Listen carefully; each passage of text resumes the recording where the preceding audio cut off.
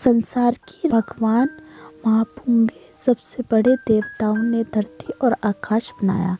2 मनुष्य, एक पुरुष और एक स्त्री बनाई, जिन्हें दिमाग दिया, किंतु अब तक इन दोनों मनुष्य और को उन्हें हृदय नहीं दिया था।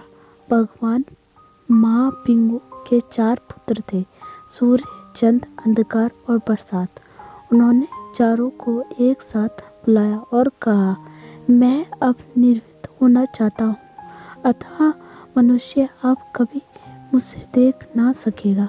मैं अपनी जगह पर एक हृदय को धरती पर भेजूंगा, किंतु जानने से पहले मैं जानना चाहता हूँ कि तुम लोग क्या क्या करोगे। बरसात ने कहा, मैं मूसलाधार पानी बरसाऊंगा और हर चीज को पानी में डुबो दूंगा।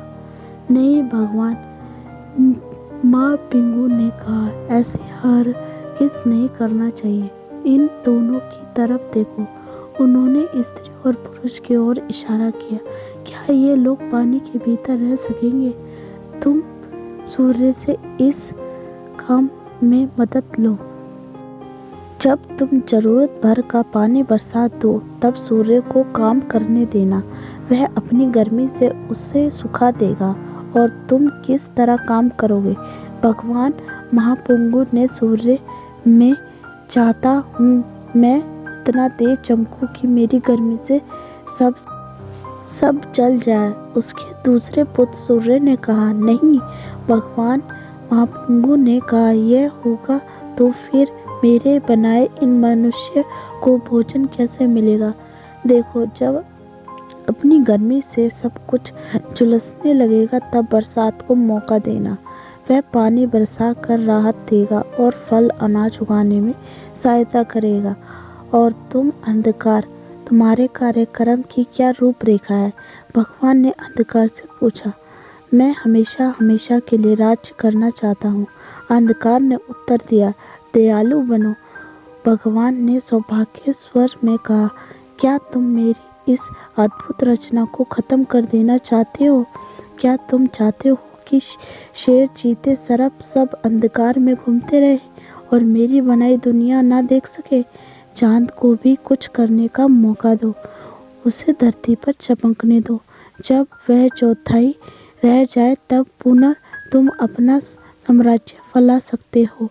मुझे काफ़ी देर हो गई, अब मुझे जाना चाहिए। और भगवान महापुंगु अंतर्ध्यान हो गए। कुछ समय के बाद हृदय एक पतली सी झिल्ली से अद्भुत उनके पास आया। वह रो रहा था। उसने सूर्य, चंद्रमा, अंधकार और बरसात से पूछा, हमारे पिता भगवान महापुंगु कहाँ हैं? पिताजी चले गए। उन्होंने कहा, हम जानते भी नहीं हैं कि वे कहाँ गए। हाय, मेरी कितनी इच्छा थी कि उनके साथ उनमें लीन हो जाए, किंतु खैर, जब तक वे नहीं मिलते मैं आदमी में प्रवेश करूंगा और उसके माध्यम से पीढ़ी दर पीढ़ी ईश्वर को खोजूंगा। हृदय ने कहा, और यही हुआ।